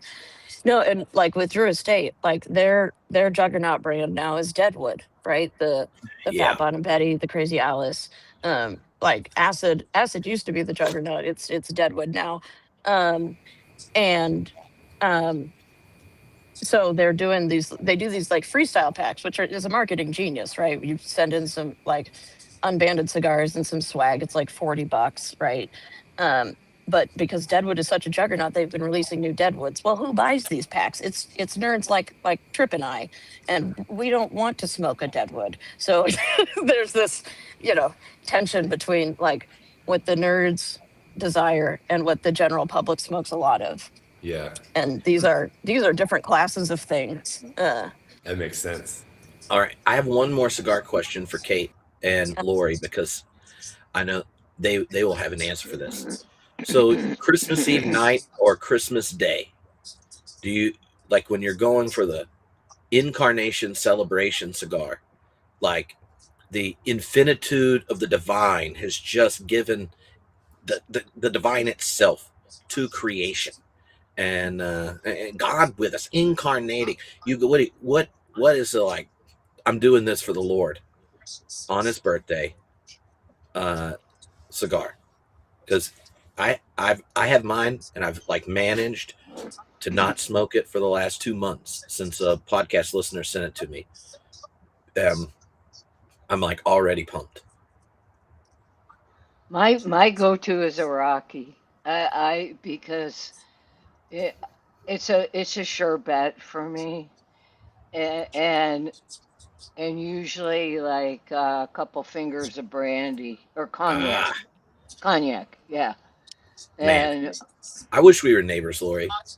well, we might be because except you might be a little too cold for me up there, but I want out of Florida like in the worst way. So um, it's not North Carolina's not out of my realm of Ooh, looking.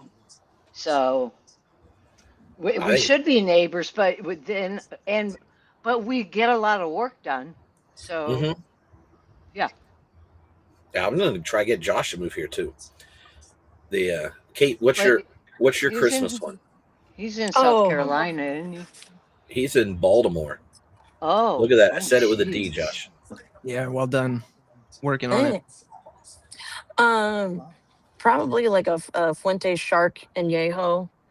Um, or so one of my, like one of my ritzy Dunbartons, like a Ooh, Black Angus or an Oh, overseas.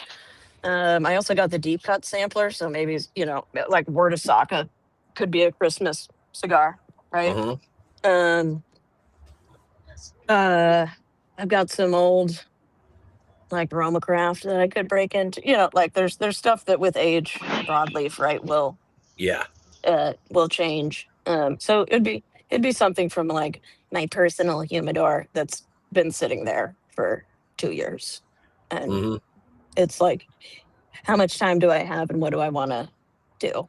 Uh, Well, I had a podcast listener send me an Atabay Black, oh yeah, and I haven't had it before, but Atabay one or like way out of my price range, and then the right, Black right.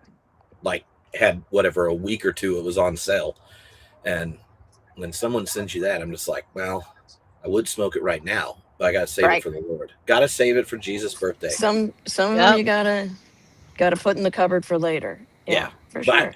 I just want to mention that, any regular listeners are more than welcome Right. to Shit, mail if you me want to. Atabay. Ha! Yeah. Don't be surprised if I show up at your door at 11:30 on Christmas Eve night. I'll just throw rocks at the window. Right. Ooh, No, you bring some Atabay, you'll be welcome. Yeah, no, that's one of those brands that it's like, so I don't really know much about it because I haven't smoked it widely because they're expensive. yeah. What are we My talking? dad, I my don't know dad much used to about say that Atabay. his palate had outgrown his wallet. Yeah.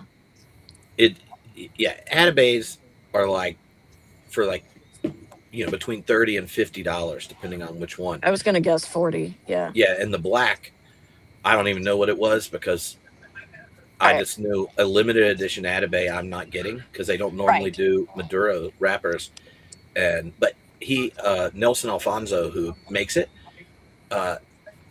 rolls his great tobacco selection, and then they're aged. This cigar's aged 5 years, and every year it's in a different cedar room, a different kind of cedar. So they empty the room, sand the cedar to get the freshness out. Then it ages for a year in 5 different rooms with 5 different kinds of cedar, and the flavor on like the regular Atabays is just, it's like when you get one of those. Well, when I worked at a UCC church in LA full of affluent people, and they give you like a $200 bottle of wine, Right. and Right. and you're like, oh, should I sell this? And you're like, well, I kind of Yeah, want to right. try it, and then you taste it, and then you're like, man, I'm glad I'm not filthy rich, or I would totally think it's a good idea to purchase this on a regular basis, and Right. it definitely extends your time in purgatory. Yeah. Oh, Jesus. for sure. No, you're getting some points. Yeah. Yeah. Just You're like, getting some Yeah. points. You got to work that off later. Yeah. The unethical wine purchase. Yeah.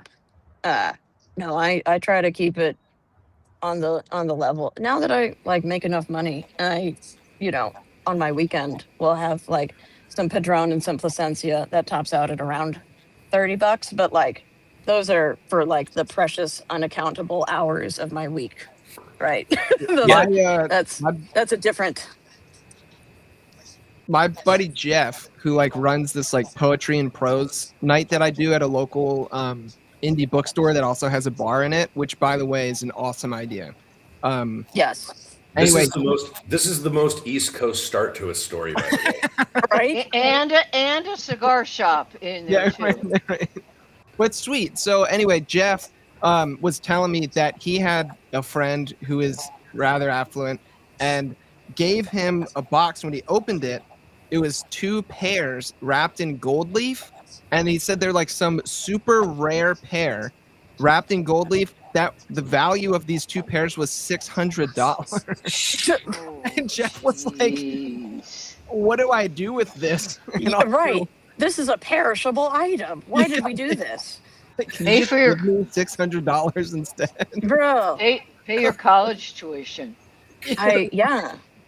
I don't Josh, know what I just wanna how you get rid of a $600 pear quickly enough for it not to go bad. All right. Do I take this to a pawn shop? I've never been to a pawn shop, but like, is I that what happens? made a I don't small know. tart with it. It has to be those kind of pears that they run over like the mandolin to get like thin slivers, you know? Right. Also, like, Hey, how Josh, I good was just this wanna- pear? How good was it? Was it really good? I don't know. Okay, yeah. Oh, I would try it. Jeff was more hung up on the cost. We didn't really talk about the flavor experience. The experience of the pear? Okay, well. Josh, I You just could want to get a say, real like, tree as for much that. as I enjoyed your story, I just wanted to say I'm a little depressed. In southern Idaho, we literally, can I just say, we don't have a cigar shop. We have no cigar shop. Oh yeah, no, you got the most unfun Mormons in Idaho. That's for sure. Yeah. Like God. Like, We they're have- bad enough in Utah. It's worse in Idaho. We have no real bookshop. I mean, there's a Barnes and Noble up north of town, but and we don't have like an independent bookshop. We have no like open mic poetry nights. Like your story was very like I'm a little sad right now. Well, come visit and we'll go do the poetry and prose night together. Oh, all right, that sounds good. Hey, if I do come visit, can I just walk around and just ask like really loudly? Can I just say, "Now is this Baltimore?" Can I just say that over and over again? Yeah. Well, I'll take you on a tour of the city. You can ask obnoxious questions. It'll be fun. Go to an Orioles game and watch them lose. You know, these kind of things. Oh, I think y'all are going to be better next season. Does Bo? Do you like Oh, Tripp's gonna be mad at me for not remembering the name of the band. Do you like Carbon Leaf as much as Tripp does? I don't think that's possible. Do you like Carbon Leaf at all? Is Carbon Leaf what those pears were wrapped in? Yeah. Yeah. I was gonna say Carbon Leaf is playing a concert at Union, the brewery I used to brew at, in March. And so I was gonna say if you enjoy that kind of thing, that'd be a fun time to come visit. But I'm trying to come up with a reason to say I was working and just happened to be there. I'll go. Theology beer camp. Something. We can drive and I'll pick you up on the way. Carbon Leaf is so good in concert. Oh man, they were the ones we went to for Cora's birthday, Bo. When I told that story a few weeks ago, when they were in town. That was literally my only reference point, but Well, Tripp, here, just say this, and then you can tie it into your job. Say that you were looking at Union as a potential craft beer sponsor for Theology Beer Camp, and wanted to meet Dean, the head brewer, who could maybe like make a special beer or something. And Are so you going had to to drive that keg to Kansas City? No, well, this is a facade. This is the Then we'll get there and be like, man, that's a 14-hour drive. I don't think we can do it this year. Yeah, right. can I ask Kate a cigar question? Yeah. Yes, So- please. Also, don't mind the vacuum in the background. It is a cigar lounge. So yes. It's all good. I can hear it. I'm curious. You mentioned the thing about like how trends can change, like Yes. within an industry, and For it just sure. got me intrigued. I'm curious if there's any, like, are there any trends that an outsider like me wouldn't know about that somebody who's in the biz are you seeing? I'm just curious. Industries change, so I Right. love that sort of stuff. Sorry, the vacuum is right here. 1 second. Oh no. Okay. Yes, and right. I think at the current status of today, Probably the biggest influencing factor is the economy, right? So at least what my company has tried to do, and I do genuinely appreciate this, is because when I started in April, so I was interviewing in March, I was like, I had to use my liberal arts degree, right? We're looking at a potential softening of luxury consumer spending, right? What is the plan? Because I don't know. I studied the Bible. But it's a real company. Certainly there are people who think about these things on a cosmic scale, and they do. And the answer was, and I think the answer is, introduce as many good sub $10 cigars as we can. And then the Cohiba Rubicon happened, and that is like a dog could sell that. It's good. Box press Robusto in the Midwest retails for $9.50. And that's idiot proof. I love idiot proof. As one in a sales job now, it's a lot easier to sell stuff where they're asking for it, right? As far as flavors, so cigars are kind of limited by the medium and also limited by the law. There's a whole predicate blend discussion, especially as you get into flavored stuff. There was just a big thing passed in California. We get wrapped up in vape legislation not infrequently, which it does not work for cigars, but they sure keep trying, right? So we had to register all of our SKUs with the government of California, and some brands just decided to not do that, Dumbarton being one of them. And despite its restrictive tobacco laws, California just has a lot of people, and so there is actually a lot of money to be had. It is actually it would be a significant loss for any company to pull out of California. It can be regional, right?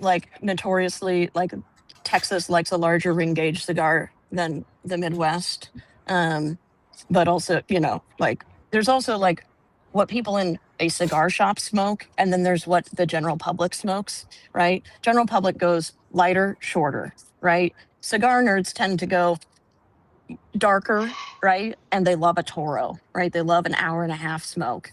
And Who wouldn't?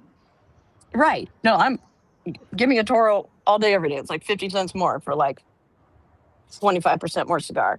I think a blend probably shines the most in a Robusto. But I don't have the patience for that. Or the real nerds love a Lancero. The real nerds love a Lancero. I'm not. That requires too much attention to keep lit. You have to smoke it too slow. You got it right. That's a project. That's a project. They're thin. They're thinner cigars. It's the hardest cigar to roll. Fun fact. It makes my hands look fat. It does. You got a thin cigar like this, you're oh, he has normal fingers. Right. Now, if it was super thin, if it was this thin, you'd be look at those meat sticks, Yeah, I think trend-wise, I don't know. What I've been surprised by, I don't know if this is a trend. It probably can count as a trend.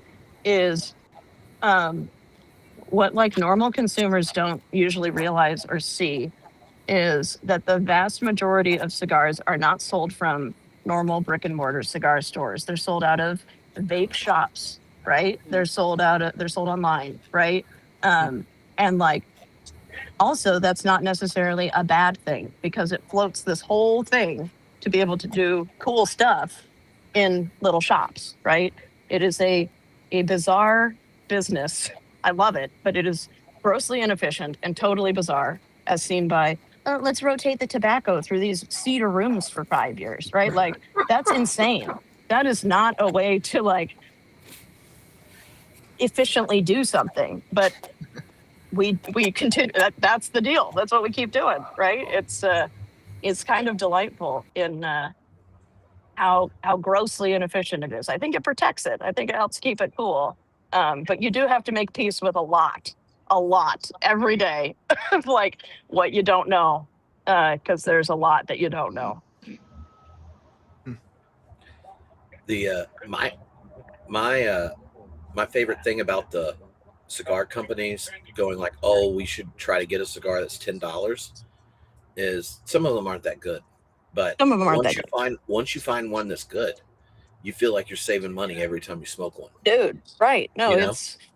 It's kind of like when you like, let's say that you love hoppy beer and you're at Claremont and you realize that right before class, if you go to the press, you could get pints of Arrogant Bastard for $5. You're like, whoa, this is a deal. Right. This is way better than if I'd got that other IPA that's $12. So I should get 2 right now. Right. Right. While I'm here. While I'm here. That's beer math. Good math. Yeah. Yeah. That's Well, like, I don't know why, but the liquor store, like the local one near my house, sells Duck Pin, which is like Union's like pale ale, but it's like old. Well, Tripp, you've had it before. It's like they don't make craft beer like that anymore. It's like an old school, classic early craft beer pale ale, and it's delicious. But they sell it for $10 a 6-pack, and then all the other Union stuff they sell for like 16. And I'm like, I'm getting Duck Pin, I guess. reasonable. Yeah, and it's delicious. It's like 6%, so it'll get you to the places you want to go, and it tastes good. Kate, I just want to thank you for answering my outsider question. Oh, yeah. And just as a frame of reference, I know so little about cigars that I usually choose them based on the shape of the roll. That's fine. I mean, like, there are the real answer is like you don't know till you try it, right? Like, and so sure, why not? That would be I just figure anybody who took the care to have like a torpedo or a pyramid, that's probably a good cigar. And they're gonna have their better rollers rolling those because they're harder to do. So when you don't know if you're gonna like the cigar or you haven't had it before, if you go for a difficult to wrap and roll kind, you know, like, oh, it's gonna most likely burn really well because the more gifted rollers had this one. Yeah. I've struggled with some perfectos can either be like the best experience or the worst experience, and very little in between. But like the Plasencia, you know, on the Fuerte, what is it, Mr. 5 size with that, like, you know, the one, this is the Solomon, I think is what we call. And nothing burns like a dream. The Fuente short story was like an early formative cigar for me of like, oh, I think this might be better than anything I've smoked. And it was. And like, that's like, I think that they have the mark for that size, even like you can't roll anything in that particular pigtail form. And it looks like it would burn like garbage, and it just works. Kate, I was going to tell you, I know you're a Plasencia fan. Yes. The EP Carrillo Honduras, the wrapper's the Plasencia wrapper. And and when it's, you know, half the price and 80% of the pop, I'm just saying. Right. No, that's I receive that. And it holds up in a car. That's right. That is its own class of thing. It's like, what can take the abuse of a car? And for people that don't understand, you crack the driver window just a smidge, and then back passenger window a little more, creates a cross current, and you're all good. The trick is old coffee cup to ash in, and a mini vacuum in case ash gets anywhere, because that's the part that smells after the fact. Mini vacuum. See, I don't even do that. Okay. Got a mini God bless you. I smoked cigars in my car for years before a family member realized it. Tripp and I were on That's amazing. That's amazing. Tripp and a little spray bottle of Fresh Wave. Yeah. Lori. Tripp and I were on a road trip one time, and he didn't have the driver's side window down far enough and tried to tap the ash out of the window, but my God. And it shot into the back seat. It was like a scene from a movie. Yeah. No, you just made like the biggest mess possible, really. Yeah. Yeah. No, I have one of those little cup holder ashtrays with the top in. Yeah. There's our next movie. But you can be, what was that? Goofy, Ted, and what is his buddy's name? Bill and Ted? Bill and Ted go to wherever, and you guys can take a cigar trip, and Kate can come back on with the cigars, and you know, and can do that. So like Bill and Ted's Excellent Adventure for Easter. There we go. Yes, yeah. And Have to do that like for there's Lent. like a That'll there's be like our a Lenten. production. Does Hallmark do Easter movies? Like Yeah. Resurrection can be the name of a cigar, and so like the people keep getting confused that they're talking about the resurrection, and some people are talking about the Jesus bit, and the other people are talking about cigars. Right. I'm surprised Josh, nobody's right. named one that. I'm under the impression, Josh, that you don't attend church anymore. I go sometimes, but I'm not a regular attender. Okay, I was gonna ask, like, do you have fun things you do on like Christmas Eve? Yeah, well, so we, for a while, actually up until this year, just because it was too much, Noelle and I would host Christmas Eve at our house and have my parents and her parents, all the siblings, grandparents come over, and we would do crabs for Christmas. Because we're from Maryland. That is a very Maryland story. Yeah, and so that was always fun. But I mean, like, I grew up going to like Christmas Eve services and all, because I was in church all the time. Yeah. Put on a few of them myself during my time as a pastor. Actually, Bill, one time in college, I went to a Christmas Eve service with my family, and I brought my buddy Javaska. And Jay was standing next to me, and it's the part where they do Silent Night, and they turn out all the lights, and everyone lights their candles. I had on a purple flannel shirt, and I had one arm behind my back and one holding my candle. And I started to notice that the room was getting rather warm, and I moved my arm back in front of me. My sleeve is on fire. Javaska uses a word that I'm not allowed to say, calls me it, and your sleeve is on fire. And like, I look behind me, and it's just like the sweetest little old lady just like hunched over holding her candle dangerously close to me. So I'm trying to put out a fire in the middle of a Christmas Eve service, and I think that's probably I still went to church after that. Wow. But yeah. So this year though, I think with Noelle's side of the family, to get everybody together for Christmas, it had to be Christmas Eve. So I think we're doing Christmas Eve with her parents' house, at her parents' house this year. Yeah. I was just curious because you're like a really creative guy, and I know that you like to have fun. So I just thought I'd ask. Yeah, I appreciate it. Thanks, man. I had an idea. I want to do like wrong holiday, but on like Good Friday, I want to hold like a wake service for the death of God and have like a whole thing. I thought it'd be super cool. I'm in. Yeah. I'm in. That's on my list of things to do. Okay. You're gonna try that at your church this year, Bo? You know, Tripp, I haven't told you this story yet, but a couple weeks ago in Sunday school, they were asking me a series of questions that so I've been here for 2 years now, and I had to finally decide, do I just show my cards and tell them that I'm in the lineage of the death of God theologians? Like, that's where I find my home. And I decided to do it. I just said, okay, guys, I should tell you, like, the stream that I'm a part of, you know, it's like, it gets called radical, or, you know, like I tried to frame it and I said, you probably know it best because of this name. And you could tell they were like, but how could you believe in the death of God? So I just walked them through it real quick. I think it's one of the most refreshing things I've done is, I thought I might cause a little controversy or concern, but I guess I did a good enough job with it, and they're liberal enough, I sort of got away with it. There you go. That's good. It's better than being unemployed.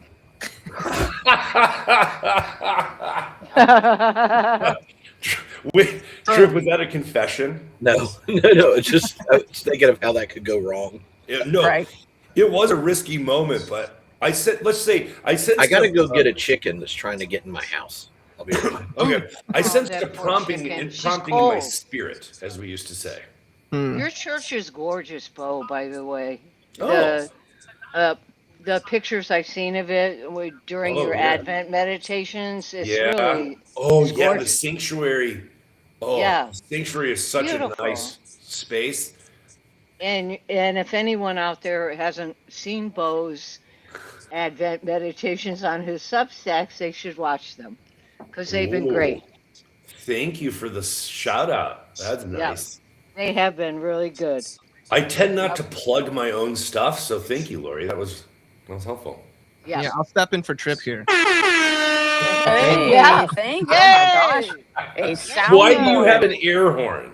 We have, don't worry about it. It comes on my soundboard. And I can make I myself like to sound like you, stroll bro. around town. I can, ahead, if I do Josh. this, then I sound like you and no one can tell us apart. It's wonderful. Yeah. You could have done all the.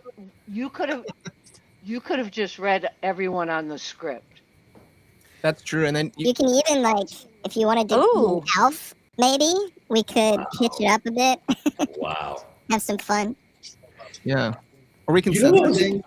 what was interesting about reading that script in Community is the timbre of everyone's voice is so distinctly different. That was pretty wild. And even Tripp jumping back and forth with a couple characters. But it was like, Kate, your voice is incredibly crisp. Well, thank you. Oh, Yeah. I've never heard that before, but I love that compliment. That's great. What a good one. That's a good one. I mean, I'm essentially like a broken foghorn. And So am But I, though. People I think really I'm a noticed guy it. on the phone. What? It's like How? I have no idea. And then when they meet me, they go, "You sound bigger than you look." Huh. On the Huh. phone, and because I'm I'm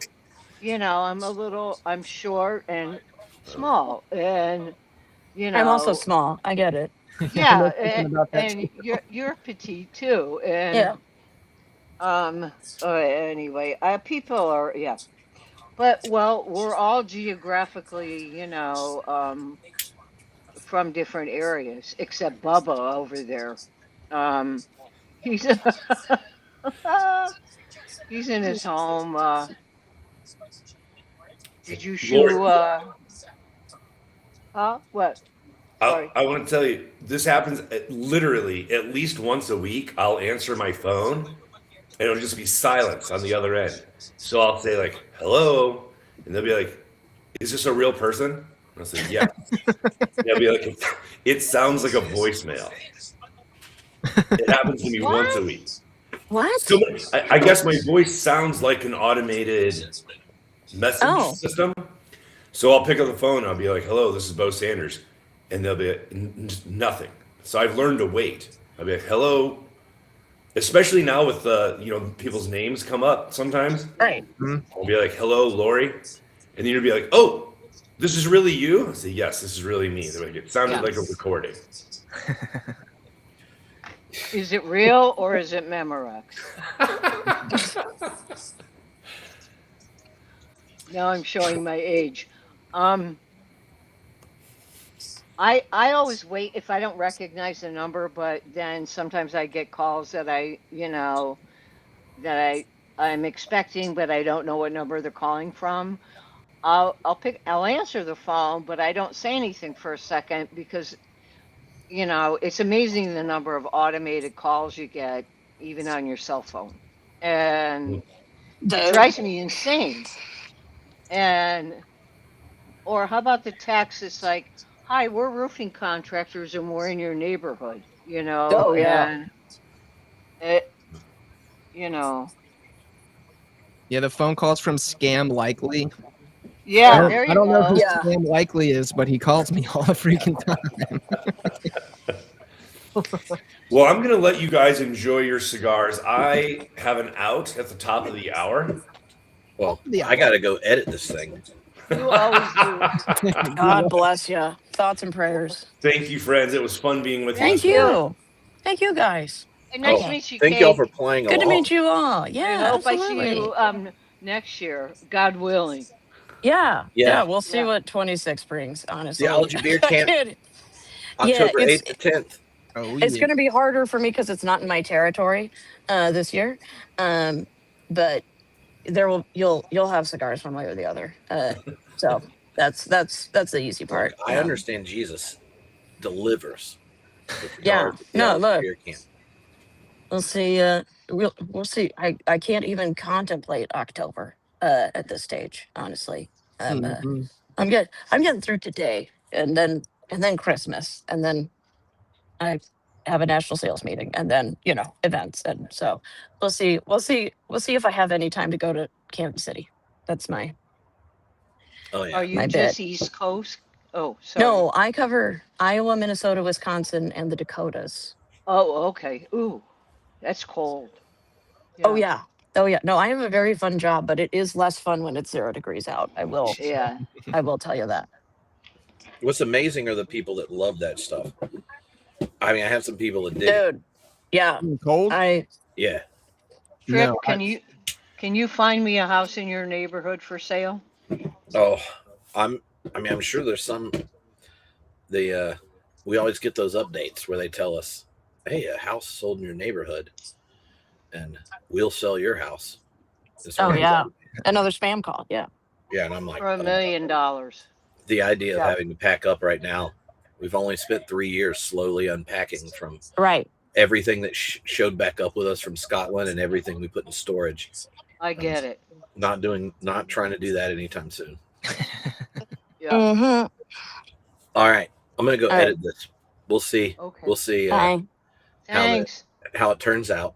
yeah. But appreciate y'all's willingness.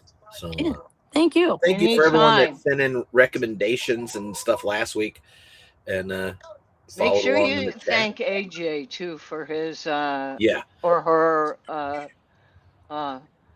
iPod suggestions, especially Yes. those are Inspired. a winner. Yeah. I still have a mini iPod, just for the record, but I don't Good. use it. Yeah. So okay.